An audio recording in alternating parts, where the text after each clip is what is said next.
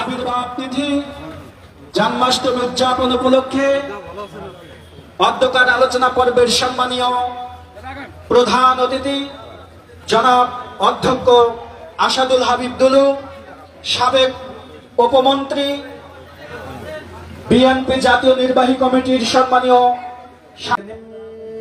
ইলে পুরোহিতম যজনাসিয়োদেবম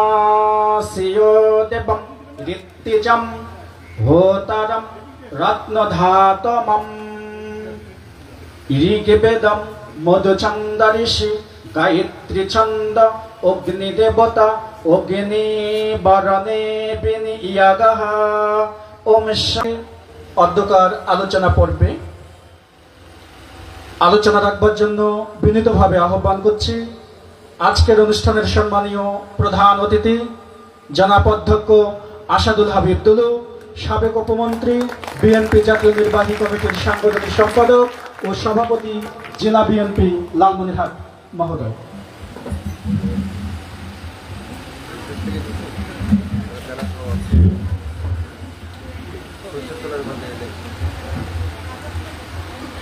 শ্রীকৃষ্ণের আজকের এই জন্মদিনে সনাতন প্রিয় ভাই বোনদের শুভ জন্মদিনের শুভেচ্ছা জানাচ্ছি।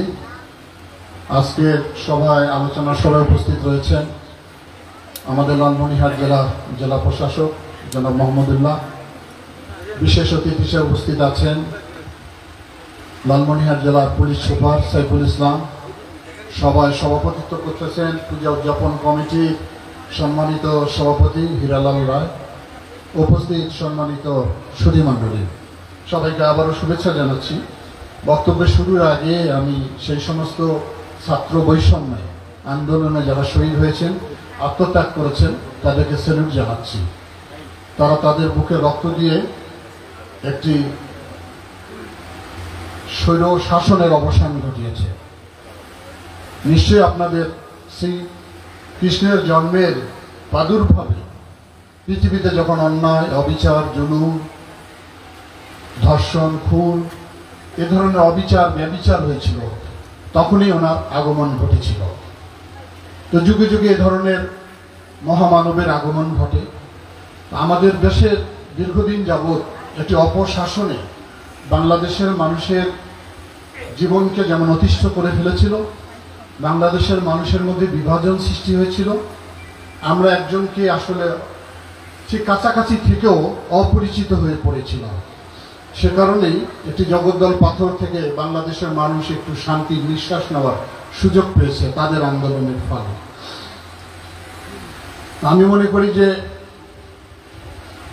এই অবস্থার মধ্য দিয়ে একটি আমরা সুন্দর স্বাভাবিক যে চেতনা নিয়ে বাংলাদেশের আমার পিতা সহ ৩০ লক্ষ মানুষ শাহাদাত বরণ করেছিল, ২ লক্ষ মা বোনের ইজ্জত গিয়েছিল, সেই বাংলাদেশের স্বাধীনতার চেতনা যাতে বাংলাদেশে ভুলুণ্ঠিত হয়েছিল, সেটির থেকে আমরা ক্রমান্বয়ে ফিরে আসার চেষ্টা করছি। এই পথ খুবই কঠিন, খুবই দ্রুহ। একটু আগে জেলা প্রশাসক সাহেব বলেছেন, যদি সমাজে শৃঙ্খলা না থাকে তাহলে সেই সমাজের কোনোদিন উন্নয়ন হবে না। এই ঘটনাকে কেন্দ্র করে বিভিন্ন জায়গায়, বিভিন্ন অঞ্চলে সুযোগ সন্ধানীরা অনেক ধরনের ঘটনার জন্ম দিয়েছে। আপনারা, আমরা যারা সচেতন, তাদের এই সমস্ত অন্যায়ের প্রতিবাদের জন্য আমাদেরকে শক্ত হাতে দাঁড়িয়ে যেতে হবে। প্রশাসনকে আমাদেরকে সহযোগিতা করতে হবে। তা যদি আমরা করতে ব্যর্থ হই, তাহলে শুনেছেন যে ষড়যন্ত্র অব্যাহত রয়েছে, এখনো ষড়যন্ত্র হচ্ছে। সেই ষড়যন্ত্রকে আমাদেরকে মোকাবেলা করতে হবে। আমাদের লালমনিরহাট জেলা সীমান্তবর্তী জেলা, প্রায়শ দেখা যায় সীমান্তে গুলি করে আমাদের লোককে হত্যা করা হতো, প্রতিবাদ হতো না। কিছুদিন আগে আমরা লক্ষ্য করলাম কিছু সাধারণ সনাতন ধর্মী ব্যক্তিকে কে বা কারা উস্কানি দিয়ে পার্শ্ববর্তী দেশে নিয়ে যাওয়ার একটা পায়তারা করা হলো। কিন্তু পরবর্তীতে দেখা গেল যে তারা তাদের যে লাগেজ, কাপড় চোপড় তাদের সঙ্গে ছিল না। তো নিশ্চয়ই এটি একটি ষড়যন্ত্রের অংশ ছিল। প্রশাসনের হস্তক্ষেপে সকলের কারণে সেটি স্থগিত হয়েছে। আমরা মনে করি বাংলাদেশ একটি সাম্প্রদায়িক দেশের মাঝে মাঝে যে উস্কানিগুলো দেওয়া হয়, এটি একটা অসাম্প্রদায়িক দেশ। এখানে কবি রবীন্দ্রনাথের গান যেমন আমরা শুনি ভালোবাসি, কাজী নজরুল ইসলামের গানকে আমরা ভালোবাসি। আপনাদের যখন পূজা পার্বণ হয়, নামযজ্ঞ অনুষ্ঠান হয়, শ্যামা পূজা হয়, জন্মাষ্টমী হয়, আপনারা আমাদেরকে দাওয়াত করলে আপনাদের পাশে আমরা থাকি। অনুরূপভাবে আমাদের কোনো অনুষ্ঠান হলে আপনাদেরকে দাওয়াত করলে আপনারাও আমাদের কাছে যান এবং একই টেবিলে একই পাশে বসে আমরা সবকিছু গ্রহণ করে থাকি। এবং এটাও লক্ষ্য করে দেখেছি, পার্শ্ববর্তী একটি বাড়িতে যদি কোনো জিনিসের সংকট হয়, পাশে যদি মুসলমানের বাড়ি থাকে সেখান থেকে সে গ্রহণ করে, আমরাও গ্রহণ করি। কোনো বিরোধ নেই আমাদের মধ্যে। যুগে যুগে এই সাম্প্রদায়িক সম্প্রীতির মধ্যে আমরা বসবাস করে আছি দীর্ঘদিন যাবৎ। কিন্তু মাঝে মাঝে কিছু ঘটনা আমাদের শান্তি বিঘ্ন করার অপচেষ্টা করা হয়। তারপরে লালমনিয়া একটি র্যালির মিছিল হয়েছিল। সেই মিছিলের স্লোগান দেওয়া হয়েছিল, আমার মা পালালো কেন, জবাব চাই। আমি মনে করি যে আপনাদের সম্প্রদায়ের মা হলো দুর্গা মা, সুতরাং আপনাদের মা তো পালাতে পারে না। কে পালিয়েছে? আওয়ামী লীগের মা হয়তো পালিয়েছে। আপনারা সেই ব্যানার নিয়ে কেন মিছিল করলেন আমার জানা নাই। কারণ দুর্গার আবির্ভাব ঘটেছে অসুরকে বধ করার জন্য। অসুর সমাজের অনাচার, অবিচার, ব্যভিচার করেছিল, সেজন্য অসুরকে বধ করে দুর্গা এসেছিল। সুতরাং অসুর শক্তিকে তো পরাজিত করা হয়েছে। যে মানুষের ভোটাধিকার হরণ করেছিল, বাংলাদেশের হাজার লক্ষ কোটি পাচার করে দিচ্ছে, মানুষের গণতান্ত্রিকভাবে কথা বলার কোনো অধিকার ছিল না, সে অসুর তো আপনাদের মা হতে পারে না। যাই হোক, আমি সে কথাগুলো আর বলতে চাই না, এটি রাজনৈতিক মঞ্চ নয়। আমি আপনাদের সবসময় বলেছি, আমাদের জেলা শান্তিপূর্ণ জেলা। এই জেলার ভিতরে আমার মনে হয় যে বাংলাদেশের অন্যান্য অঞ্চলের জেলা প্রশাসক সাহেব, এসপি সাহেব নিশ্চয়ই খবর রেখেছেন। সেই তুলনায় আমাদের জেলা অত্যন্ত শান্তি ছিল, এখনো শান্তি রয়েছে। সেই শান্তি আমাদেরকে বজায় রাখতে হবে এবং সকল মানুষের সহযোগিতায় একটি মানবিক বাংলাদেশ গঠন করতে হবে, যে বাংলাদেশে কোনো বৈষম্য থাকবে না, যেখানে হিন্দু, মুসলমান, বৌদ্ধ, খ্রিস্টানের মতো ভেদাভেদ থাকবে না। সকলের ধর্মীয় উৎসব যাতে আমরা আনন্দের সঙ্গে করতে পারি, সেখানে যেন ভীতি কাজ না করে, মনের মধ্যে দুরু দুরু সংখ্যা আমাদের তৈরি না হয়, সেই স্বাভাবিকতার মধ্যে যেন আমরা জীবনযাপন করতে পারি। একটি গণতান্ত্রিক বাংলাদেশ করতে চাই আমরা, যেখানে সকল মতের মত প্রকাশের স্বাধীনতা থাকবে, মত দেওয়ার অধিকার থাকবে। একটি মতাদর্শ আলাদা থাকতেই পারে। রাজনীতিতে গণতন্ত্রের মতাদর্শ আলাদা থাকাটাই স্বাভাবিক, এটাই গণতন্ত্রের সৌন্দর্যতা। আমরা যদি মুখ চাপিয়ে ধরি, মুখ বন্ধ করে দেই, তাহলে তো তার মত সে প্রকাশ করতে পারবে না। সুতরাং সবাই সবার মত প্রকাশ করবে, জনগণ নির্ধারণ করবে কোন মতকে সে বেছে নিবে। বাংলাদেশ সেই জায়গায় যাওয়া উচিত, সকল দলের, সকল মতের মানুষ তার স্বাধীনভাবে যেন কথা বলতে পারে, ধর্মীয় অনুষ্ঠান যাতে উদযাপন করতে পারে, ব্যবসা বাণিজ্য করতে পারে, মেধাভিত্তিক যাতে প্রতিষ্ঠানগুলো পরিচালিত হয়, দলীয় দৃষ্টিকোণ থেকে যেন প্রতিষ্ঠানগুলো পরিচালিত না হয়। যে ক্ষত সৃষ্টি হয়েছে বাংলাদেশে, সেটি আর কতদিনে আমরা ঠিক করতে পারবো সেটা আমরা জানি না। তবে বর্তমান সরকার চেষ্টা চালিয়ে যাচ্ছে এই সমস্ত সংস্কার করতে। রাষ্ট্রযন্ত্রকে সংস্কার করে আনতে হবে। রাষ্ট্র তো এক দলের হতে পারে না, রাষ্ট্র আমাদের সবারই, রাষ্ট্র আমাদের সকল মানুষের, হিন্দু, মুসলমান, বৌদ্ধ, খ্রিস্টান। রাষ্ট্র কোনো দলের হতে পারে না। দল হয়তো সরকার পরিচালনা করে, কিন্তু এমন একটা পর্যায়ে নিয়ে যাওয়া হয়েছিল যে দলটাই মনে হয় রাষ্ট্রের হয়েছিল। সেইখান থেকে আমরা বেরিয়ে আসতে চাই, ভালোবাসা দিয়ে মানুষকে বুকে টেনে নিতে চাই, একে একের সঙ্গে অন্তরের সম্পর্ক করতে চাই, আমরা মানবিক রাষ্ট্র করতে চাই। আমরা সবাই ভাই, আমরা সবাই বোন। এই বাংলাদেশের স্বাধীনতার জন্য কত রক্ত দিয়েছে আমাদের, কিন্তু দীর্ঘ 53 বছর সেই স্বাধীনতার চেতনা কিন্তু আমরা বাস্তবায়ন করতে পারিনি। আমি আশা করি আজকের শুভ এই জন্মাষ্টমীর দিনে সেই শপথ আমরা সবাই গ্রহণ করি। আমরা সবাই মিলেমিশে থাকতে চাই, সকল ধর্মীয় অনুষ্ঠান যাতে স্বাভাবিকভাবে ভয়ভীতি হিসাবে আমরা যাতে উদযাপন করতে পারি। যারা সমাজে দুষ্কৃতিকারী, যারা সমাজ সুযোগ গ্রহণ করে এই সমস্ত দুর্বল গোষ্ঠীর উপর আঘাত হানতে চায়, তাদেরকে কঠোর হস্তে দমন করে দিতে হবে। এবং আমি আপনাদের কথা দিচ্ছি, শৈলেন্দা অনেক কথা বলতে চেয়েছিল, এখানে বলতে আমি দেইনি, কারণ নিশ্চয়ই আপনাদের মনে আছে আমাদের সেই আমলে কি ধরনের নামযজ্ঞ অনুষ্ঠান হতো, কিভাবে জন্ম অষ্টমী উদযাপন হতো, কিভাবে দুর্গা উৎসব হতো, কিভাবে রাস মেলা হতো। নিশ্চয়ই আপনাদের স্মৃতিতে সেটা ভেসে আছে। সুতরাং সেই অবস্থা আমরা ফিরে যেতে চাই, ভালোবাসা নিয়ে ফিরে যেতে চাই। আর যারা দুষ্কৃতিকারী, যারা দলের নাম ব্যবহার করে করতে চায়, প্রশাসনকে আমি বলবো কঠোর হস্তে তাদেরকে দমন করবে, দলের নেতাদেরকেও বলবো তাদেরকেও দমন করবে। যারা এই সমস্ত কাজে সমাজের ভিতরে, একটা বাড়িতে আগুন লেগেছে, আমি সবসময় এই কথাটা বলি, সেখানে পানি না দিয়ে সে আলু পুড়ে খেতে চায়, এরকম সমাজের লোকের অভাব নেই কিন্তু।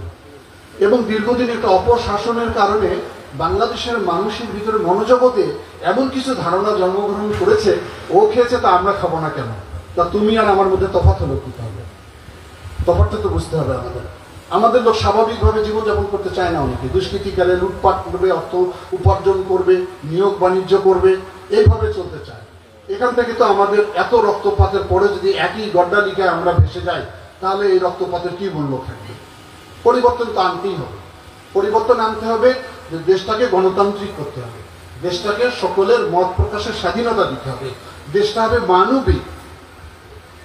তাহলে এই স্বাধীনতার মূল মন্ত্রটা সকলের কাছে কার্যকারী হবে। আর স্বাধীনতা চেতনা মানে আমার দলের চেতনা, সেটা কিন্তু চেতনা নয়। তো যাই হোক, আর কথা বাড়াতে চাই না। আমি আপনাদের সঙ্গে আলোচনা হয়েছে, আমার পূজা উদযাপন কমিটির নেতৃবৃন্দ আমার কাছে গিয়েছিল, তারা বলেছিল যে দাদা আমরা জন্মাষ্টমী করবো কিনা। আমরা অবশ্যই করবেন এবং ভালোভাবে করবেন, আমাদের পক্ষে যতটুকু সহযোগিতা থাকবে পাশে দাঁড়ায় থাকবেন। আমি ঢাকায় ব্যস্ত ছিলাম, শুধু আপনাদের এই অনুষ্ঠানের জন্য গতকাল রাতে ফিরে এসেছি। আমি মনে করি যে, আবারও বলছি যে আমরা একটা মানবিক অসাম্প্রদায়িক বাংলাদেশ করতে চাই। সেই পথযাত্রায় আপনারা আমাদের সাথী থাকবেন, সহযোগিতা করবেন, যাতে করে অতীতের কোনো কলঙ্কিত ঘটনাগুলো পুনরাবৃত্তি না ঘটে আমাদের মধ্যে। আমরা মানুষকে ভালোবেসে আমাদের এই পথ চলাকে এগিয়ে নিতে চাই, একটি আলোকিত বাংলাদেশ গঠন করতে চাই। নিশ্চয়ই আপনাদের মনে আছে লালমনিরহাটে একটি আলোকিত, লালমনিরহাটের সামাজিক অপরাধ মুক্ত আন্দোলন আমার ছিল। 13টা সামাজিক অপরাধের বিরুদ্ধে জেলা প্রশাসক বলেছেন যে মাদক আমাদের সমাজকে কুড়ে কুড়ে খাচ্ছে। উঠতি বয়সের ছেলেরা এমন মাদকাসক্ত হয়েছে, প্রত্যেকটা পরিবারে এখন অশান্তি বিরাজ করছে। সেখান থেকে যদি আমরা সমাজকে বের করে না আনি, তাহলে আমাদের ভবিষ্যৎ অন্ধকার। আগামী দিনে যারা রাষ্ট্রের দায়িত্ব নেবে, যারা সরকারি প্রশাসনের দায়িত্ব গ্রহণ করবে, তারা যদি আজকে ধ্বংসপ্রাপ্ত হয়ে যায়, তাহলে জাতির ভবিষ্যৎ অন্ধকার। এরকম অনেকগুলো ছিল, অনেকগুলো এই 13টা সামাজিক অপরাধের বিরুদ্ধে ছিল, বাল্য বিবাহ, বহির্বিবাহ, এগুলোর ব্যাপারে আমরা আবার কাজ করতে চাই আপনাদের সাথে নিয়ে। ইতিমধ্যে ডিসি সাহেব বলেছেন যে স্কুলগুলোতে নানান সমস্যা সৃষ্টি হয়েছে। তো শিক্ষা জাতির মেরুদণ্ড, এগুলো যদি নানান কাজে বন্ধ হয়ে থাকে, আমাদের ছেলেমেয়েদেরকে স্কুল না পাঠিয়ে থাকি, তাহলে তো জাতি অন্ধকারে নিমজ্জিত হবে। হ্যাঁ, কিছু কিছু স্কুলে যে অন্যায় হয়নি, দুর্নীতি হয়নি, অনিয়ম হয়নি, তা আমরা অস্বীকার করি না। তবে সেটাকে এই মুহূর্তে কেন্দ্র করে ছেলেমেয়েরা যেভাবে রাজপথে নেমে আসছে স্কুলে না গিয়ে, এটা আমার মনে হয় কোনোভাবে ঠিক হবে না। আপনারা যারা অভিভাবক রয়েছেন, বাচ্চাদেরকে স্কুলে পাঠিয়ে দেন, লেখাপড়ার পরিবেশকে ফিরিয়ে নিয়ে আসেন।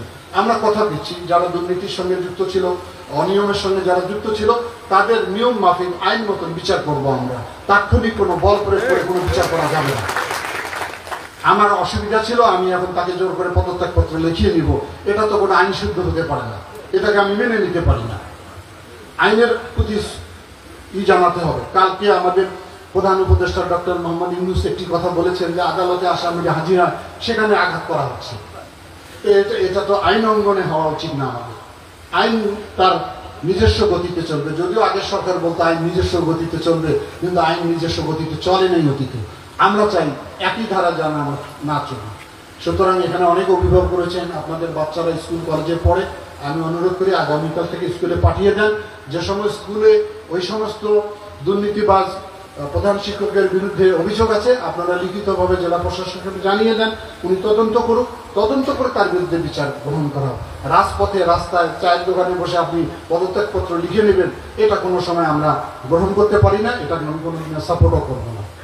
সেই কারণে আমি মনে করি আমরা চেষ্টা করি স্কুল কলেজগুলো স্বাভাবিক অবস্থায় ফিরে আসুক। দীর্ঘদিন ধরে লেখাপড়া হচ্ছে না, বাচ্চাদের লেখাপড়ার মান কমিয়ে যাচ্ছে, লেখাপড়ার প্রতি যাতে সবাই মনোযোগী হয়, এই কথাও আমি বলছি এই কারণে, কারণ আপনারা সবাই সচেতন, অগ্রগামী অংশ, আপনারা এই সমস্ত প্রতিষ্ঠানে অনেকে জড়িত রয়েছেন।